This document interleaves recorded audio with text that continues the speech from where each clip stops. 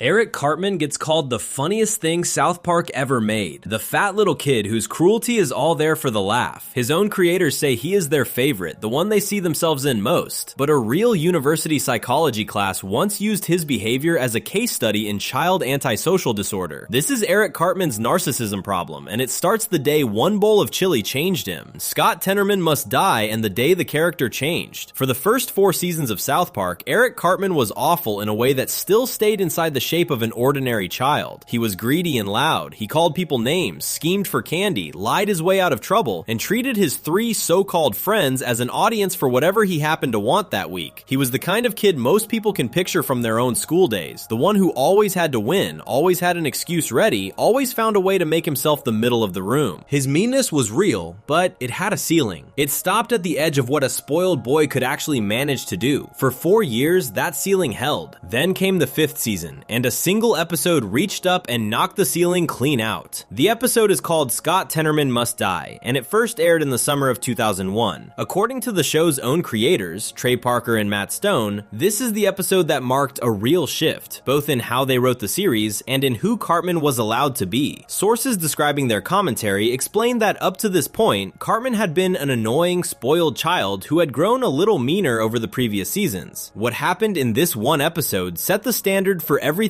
darker that would follow, and it is the reason so many later conversations about the character keep circling back to a single bowl of chili. The strange part is how small the spark actually was. The whole thing begins over pubic hair. Cartman brags to the other boys that he has reached puberty ahead of them since he now has pubes, when in truth he bought a handful of them from an older kid named Scott Tenorman, a 9th grader, for around $10. Kyle explains the obvious problem, which is that a person grows their own, and that buying them from a teenager does nothing at all. Cartman, humiliated at having been conned, marches back to demand his money returned. That decision is where a normal grudge would end, and where Cartman's grudge only begins. Scott outwits him at every turn. He tricks Cartman into paying even more, running his loss up past $16, sends him on a pointless trip to another town for a fare that does not exist, and forces him to dance and sing that he is a little piggy before handing anything back. Then, once Cartman has done all of it, Scott burns the money in front of his face. Kyle, watching the whole embarrassing chase, tells Cartman the sensible thing, which is that Scott is smarter than him and the wisest move is to let it go and move on. Cartman cannot let it go. The insult was tiny and the money was almost nothing, and none of that matters to him in the slightest. This is the detail worth slowing down on because it explains more about the character than any single act of revenge could. The size of the offense against Cartman and the size of his response to it never line up. A few dollars and a bruised ego send him somewhere that a reasonable person would never travel, and he goes there without hesitation, treating his own humiliation as the most serious crime in the world. Everyone around him can see how small the original injury was. He is the only one who experiences it as unbearable, and that gap between how the world sees the slight and how he feels it is the engine that drives the entire episode. The war between the two of them escalates fast. Cartman's first idea is crude and childish, a plan to train a pony to bite off Scott's private parts. When Jimbo, his uncle, sees these clumsy attempts, he offers a piece of advice that turns out to be the hinge of the whole story. The smart way to hurt someone, Jimbo tells him, is to find the person's weakness and use it against them. Cartman takes that lesson and runs with it in a direction nobody expects. He spies on Scott's house and learns that Scott loves the band Radiohead. So Cartman gathers the whole town, plays a doctored clip of a Radiohead interview with his own voice badly dubbed over the members, and makes it look like the band is mocking Scott by name. Scott hits back by showing everyone the video of Cartman doing the little piggy dance, and the town laughs so hard that Kenny actually dies laughing. Now both boys have humiliated each other in public, the money is long gone, and the fight has stopped being about anything that could be measured. It has become a contest that only one of them is willing to keep escalating with no limit at all. Somewhere in here, Cartman changes gears in a way the show had never shown before. The hot, screaming anger cools into something quiet and patient. There is a long scene of him hunched over like a mad scientist drawing out a plan, and the joke buried inside it is that a 9-year-old is calmly designing something far beyond what a 9-year-old should be capable of imagining. The grandiosity is the point. He does not want a simple win. He wants a plan so complete, so many steps deep, that everyone will have to admit he outsmarted all of them at once. His own cleverness has become the prize he is chasing, more than any revenge on Scott. The final plan is built around a chili cook-off. Cartman invites Scott, and he assumes correctly that his own friends, Stan and Kyle, will betray him and warn Scott about the pony trap. He builds his plan on top of that betrayal instead of trying to prevent it. He figures Scott will be too afraid to deal with the pony himself and will send his parents to the farm in his place. That is exactly what happens. Knowing the parents are coming, Cartman goes to Farmer Dinkins, who owns the land, and warns him that dangerous people who hurt ponies are in the area. When Scott's mother and father show up on the property that night, Dinkins, believing he is protecting himself, shoots and kills them both. Every piece of this depends on Cartman correctly predicting how each person around him will behave, and every person behaves exactly as he expected. The plan works because he understands the people in his life well enough to move them like pieces, without any of them knowing they are being moved. What he does next is where the episode crosses into territory no cartoon aimed at laughs had really gone. While Dinkins is giving his account to the police, Cartman steals the bodies. He spends the night with a hacksaw. Then he cooks the remains into a pot of chili and names the dish after Scott's parents. At the cook-off, Scott had planned his own smaller prank, lacing a bowl of chili with pubes to feed the Cartman in front of everyone. Cartman had seen that coming too, and had quietly swapped his bowl for the chef's. So while Scott smugly waits to reveal his trick, it is Scott who is eating the thing that will destroy him. The reveal at the table is slow and calm. Scott is enjoying the chili when Cartman explains step by step everything he arranged, laying it all out with the pride of someone showing off a finished project. Then Scott reaches into the bowl and pulls out his mother's finger, still wearing her ring. The realization lands. His parents are dead. He has just eaten them, and the fat little boy across the table planned all of it over a few burned dollars and a piggy dance. The moment that follows is the one people remember most, and it is the reason this episode belongs at the front of any honest look at who Cartman is. He does not feel sick. He does not flinch or panic or show even a flicker of second thought. He leaps onto the table and sings, delighted that he made Scott eat his own parents. By pure bad luck for Scott, the real members of Radiohead arrive at that exact moment, having answered a letter Cartman sent, and seeing Scott weeping, they call him a crybaby, never knowing what he is crying about. And then Cartman leans in and licks the tears running down Scott's face, describing them as yummy and sweet, even giving them a grand name, calling them the tears of unfathomable sadness. That final image is the whole character in a single frame. The pain of another person is not something Cartman tolerates or ignores. It is something he savors, up close, like a taste he has been waiting for. Stan and Kyle, who have watched the entire thing unfold, are horrified in a way the show rarely allowed its main characters to be. They quietly agree with each other that the smartest thing anyone in town could do is to never make Cartman that angry again. In that one exchange, his place in the group changes forever. He stops being the annoying kid the others put up with and becomes something closer to a threat they have chosen to keep close, because the alternative frightens them. Everything this episode reveals about him fits the pattern the rest of this video will keep returning to. There is the grandiosity, the need to build a plan so elaborate that it proves he is the smartest person in any room. There is the complete absence of guilt, the way he can arrange 2 deaths and a night of butchery and still bounce on the table singing afterward. There is the clear pleasure taken in someone else's suffering, which goes past cruelty into something that looks almost like appetite. And underneath all of it sits the disproportion, the refusal to let even the smallest wound go unpunished, no matter what it costs anyone else. These are the traits that later writers, teachers, and even psychologists would start pointing to when they talked about the character, and they are all on display here, fully formed in the space of about 20 minutes. The people who made the show clearly understood they had done something different. Sources note that this was one of the few South Park episodes built around a single story with no side plots at all, and that the experience pushed Parker and Stone toward focusing each future episode on one main plot, rather than several loose ones. The episode also became one of the most praised in the entire run. On the internet's largest film and television database, it holds the highest user rating of any South Park episode, and one of the highest of any episode of television at all. One major music magazine ranked the moment Cartman feeds Scott his parents as the second greatest South Park moment ever made, and the show's own creators have listed it among their favorites more than once. There is an uncomfortable thread running through all that praise, and it is part of why the episode matters so much to any study of the character. Audiences do not simply watch Cartman's revenge in horror. Many of them enjoy it. Scott spent the whole first half of the episode bullying and humiliating a younger kid without mercy, so by the time the chili arrives, a large part of the audience is quietly on Cartman's side, satisfied to see the bully finally get destroyed. The writing pulls people into rooting for the most disturbing thing the show had ever done, done, and only afterward lets the weight of it settle in. That trick, making viewers cheer for Cartman before making them realize what they cheered for, is one the show would use with him again and again. Years later, a single line in a much later episode reached back and changed the meaning of everything in this one. In the 201st episode of the series, Scott Tenderman returns and reveals something he uncovered while researching his own revenge. His father, Jack Tenderman, had once had an affair with Cartman's mother, Leanne, which means Jack was secretly Cartman's father too. Scott and Cartman are half-brothers. And that reframes the chili completely. When Cartman had Scott's parents killed and cooked, he unknowingly had his own father shot, then ground him into a meal and fed him to his own half-brother. The most extreme thing the character ever did turns out to be, in hindsight, an act of family destruction he never even understood he was committing. That later twist is a fitting place to leave the beginning of this story, because it captures the shape of the whole character. What starts as a petty argument over a few dollars grows, step by patient step, into something monstrous, and Cartman walks through all of it without a single moment of doubt, guilt, or fear. This episode is the baseline. It is the point where the show decided, openly, that Cartman was not going to be a normal, spoiled child anymore, and it drew the outline that every later episode about him would fill in with detail. To understand his narcissism problem at all, a person has to start here, at the table, watching a 9-year-old lick another child's tears and call them sweet. Before we move on, if you're enjoying this analysis, please consider subscribing. It helps the channel tremendously. The chili is the moment the show stopped writing Cartman as a bratty kid and started treating him as something colder. Next, we step outside the cartoon completely into a real university classroom, where his behavior was handed to psychology students as a case to actually diagnose. Section 2. Diagnosing a cartoon, or what the character looks like under a clinical light. Somewhere in a college classroom, in an advanced course on the study of mental illness, a group of students once sat down to practice one of the hardest and most serious tasks their future careers would ever ask of them. They were learning how to look at a child's behavior and figure out what might be going wrong underneath it. This is delicate work, the kind that decides how a real person gets treated, and getting it wrong in either direction carries a real cost. To practice, the students needed a case to study, a child whose behavior they could examine closely and try to make sense of. The child they were handed was Eric Cartman. That exercise was not a joke or a piece of internet fan writing. It came from a real study published in 2016 in a journal focused on the teaching of psychology, carried out by a small team of researchers. Their goal was practical. There are different ways to think about troubling behavior in children, and the researchers wanted to see how students in a senior-level psychopathology course would use those different methods when handed a single case to work through. One method leans on a checklist of specific symptoms, the kind of concrete behaviors a person can tick off one by one. The other leans on broader traits, the deeper patterns in how a person tends to act across many situations. The students used both to try to understand the fictional boy in front of them, and they reported afterward that the two methods gave them different, useful angles on the same child. The choice of Cartman as the case was not random, and it says something about how clearly written the character actually is. Sources note that psychology scholars have found the show useful precisely because its characters are so well defined. A vague or fuzzy character would be useless for teaching because there would be nothing solid to analyze. Cartman works as a teaching tool for the opposite reason. His behavior is so consistent, so recognizable episode after episode, that students can point to specific things he does and connect them to specific ideas in their textbooks. The very traits that make him funny on screen are the same traits that make him a clean example in a classroom. It helps to slow down here and be clear about what those clinical ideas actually mean in plain language, because the words get thrown around loosely in everyday talk. When people describe Cartman with the word narcissist, there is a real condition behind that word, and psychologists have a specific picture in mind when they use it. Narcissistic personality traits, as sources describing the character explain, tend to cluster around a handful of features. There is grandiosity, an inflated sense of one's own importance and abilities. There is a hunger for admiration, a constant need to be seen as special. There is entitlement, the belief that the normal rules do not apply and that good things are simply owed. And running underneath all of it, there is a lack of empathy, a difficulty feeling or caring about what other people feel. Line those features up against the character and the fit is almost uncomfortably exact. The grandiosity shows up in the way Cartman talks about himself constantly. He believes he is smarter than everyone around him, more mature than his friends, destined for something larger than the small mountain town he lives in. The hunger for admiration obsession shows up in his endless schemes to be famous, to be in charge, to be the center of attention in any room he enters. The entitlement shows up every time something does not go his way, and he reacts as though a great injustice has been done to him personally. And the missing empathy shows up in the simplest, coldest way possible, which is that the pain of other people does not slow him down. It never has. It was true in the very first episodes, and it was carved in stone by the chili at the end of the last section. But narcissism is only one of the labels people reach for, and the sources that examine the character are careful to point out that he does not sit neatly inside a single box. Alongside the narcissistic traits sit what psychologists call antisocial traits, which are related but not the same thing. Antisocial patterns center on a disregard for the rules that hold society together, a comfort with manipulation and deceit, impulsive behavior, and most importantly, a striking absence of remorse. Where narcissism is mostly about how a person sees themselves, the antisocial pattern is more about how a person treats everyone else, and how little the harm seems to register. Cartman scores heavily on both fronts, which is part of why he resists a tidy diagnosis, and part of why he makes such a rich case for a classroom. There is a reason the researchers frame their study around child antisocial behavior specifically, rather than reaching straight for the adult labels. In real psychology, the serious personality disorders are generally not diagnosed in young children, because children are still forming, still changing, still capable of growing into something different. What can be observed in childhood are earlier patterns that sometimes, though not always, point toward later trouble. Sources describing the character connect his behavior to two of these earlier patterns. One is conduct disorder, marked by aggression, deceit, rule breaking, and a disregard for the rights of others. The other is oppositional defiant disorder, marked by hostility and a refusal to accept authority. Both are the kinds of things a school counselor or a clinician might notice in a difficult child, long before anyone would put a heavier word on it. This is the point where honesty requires a firm caveat, and the sources themselves insist on it, so this analysis will too. Eric Cartman cannot actually be diagnosed with anything, because Eric Cartman is not a real boy. He is a construction paper cutout given a voice, written by two men for the purpose of making people laugh. Every trait he displays has been sharpened and exaggerated far past what any real person could sustain, because exaggeration is how comedy works. A real child who behaved the way Cartman behaves in Scott Tenorman Must Die would not be a punchline. He would be a tragedy and a danger and a case for serious intervention. The whole reason it stays funny on the screen is that everyone watching understands, at some level, that none of it is real. The distance is what makes the laughter possible. So the value of an exercise like the 2016 study was never really about the boy himself. It was about what students could learn by practicing on him. A fictional character is a safe place to make mistakes. A student can misread Cartman, argue about him, revise their thinking, and get it wrong a dozen times without a single real person being harmed. That safety is exactly why sources note that clinical educators sometimes turn to well-known characters from television, film, and books for this kind of teaching. The character becomes a shared example everyone in the room already knows, a common starting point for a difficult conversation. Cartman happened to be a clean and vivid one, sitting right there in the culture, familiar to nearly every student before the class even began. There is an older way of thinking about the character that comes up again and again in the sources, older than the modern checklists, and it may be the most useful lens of all for understanding him. It comes from Sigmund Freud, the early thinker who described the mind as a kind of argument between three parts. The first part is the id, the raw engine of wants and impulses, the piece of a person that simply demands pleasure and demands it now with no concern for anyone else. The second part is the superego, the internal voice of conscience and morality, the part that says no, that feels guilt, that holds a person back. The third part is the ego, the manager, caught in the middle trying to balance what a person wants against what a person should do and what the world will actually allow. Sources applying this idea to Cartman describe him as a person whose id has grown enormous and whose superego has shrunk down to almost nothing. The engine of pure want runs at full power, and the voice of conscience that should be pushing back against it is faint to the point of silence. That imbalance is a clean way to describe what makes him so unsettling. Most people feel the tug of that inner break, even when they ignore it. Cartman barely seems to have one. When he wants something, the wanting simply becomes a plan, and the plan simply becomes an action, with no meaningful stop anywhere along the way. There is one more piece of that Freudian picture worth drawing out, because it matters more than any of the labels, and it is easy to miss. Some sources describing the character point out that his sense of observing himself is fully intact. In plain terms, this means Cartman is not confused. He is not not a boy who does terrible things because he cannot tell right from wrong, or because he does not understand what he is doing. He understands completely. He knows the rules. He knows what is expected. He knows the difference between kindness and cruelty. He is fully aware of his actions and their consequences, and he chooses to dismiss all of it anyway. That is a very different and much darker thing than simple confusion or ignorance. A person who does not know better is one kind of problem. A person who knows better, sees the harm clearly, and proceeds because the harm does not bother him is something else entirely. That distinction is worth sitting with because it separates Cartman from the way people often want to explain away bad behavior in children. The comforting story is that a difficult kid just does not understand, that with enough patience and teaching, the understanding will arrive and the behavior will follow. Cartman offers no such comfort. The understanding is already there. He can explain in perfect detail exactly why what he is doing is wrong and exactly who it will hurt. And none of that knowledge slows him down for even a second. In the very episode that opened this video, he laid out his entire plan step by step at the table, proving beyond any doubt that he grasped precisely what he had done. The knowledge and the cruelty live in him at the same time, side by side, with no conflict between them. This is why the sources tend to gather around several overlapping ideas rather than one clean label, and why the character keeps drawing academic and clinical attention decades after his creation. From one angle, he looks like a study in narcissism, all grandiosity and entitlement and hunger for admiration. From another angle, he looks like a study in antisocial behavior, all manipulation and rule breaking and missing remorse. From a third angle, borrowing the older language, he looks like a mind ruled by pure want with the conscience switched off. Some writers even reach for the language of the shadow, the idea from another school of thought that every person carries a dark, hidden self, full of the impulses they never act on, and that Cartman is that hidden self dragged out into the daylight and given a body. All of these readings point at the same core, from different directions, and that core is the thread this whole video is following. Underneath the specific labels and the specific episodes sits a single, recognizable shape. Here is a person who wants without limit, who feels entitled to whatever he wants, who sees other people as tools or obstacles rather than as fellow human beings, and who feels no guilt when he uses them or destroys them. That shape has a name in ordinary conversation, and the name people most often reach for is narcissism, even though the fuller clinical picture spills past the edges of that single word. The reason the word sticks is that grandiosity and entitlement and the missing capacity for empathy really are the beating heart of the character, the constant underneath everything he does. What makes the study of him so strange and so worth doing is the collision between how the character functions and how the audience receives him. In a classroom, his behavior is a warning, an example of patterns that in a real child would call for concern and care. On the screen, that same behavior is the source of the biggest laughs the show produces. The exact traits that a psychology student is trained to recognize as red flags are the traits that make Cartman the most quoted, most beloved, most rewatched character in the whole series. The clinical light and the comedy light fall on the same object and show two completely different things, and both of them are true at once. That collision is not an accident of the writing. It is the whole trick. The show built a character out of traits that are genuinely disturbing when a person stops to think about them, then wrapped those traits in a small, round 9-year-old body and a funny voice, so that the audience laughs first and thinks later, if they think at all. A classroom is one of the few places where the thinking comes first, where the funny voice gets stripped away and the behavior underneath gets examined on its own terms. And when that happens, when the laugh is removed and only the pattern is left, what remains is a portrait clear enough that real students could use it to practice the serious work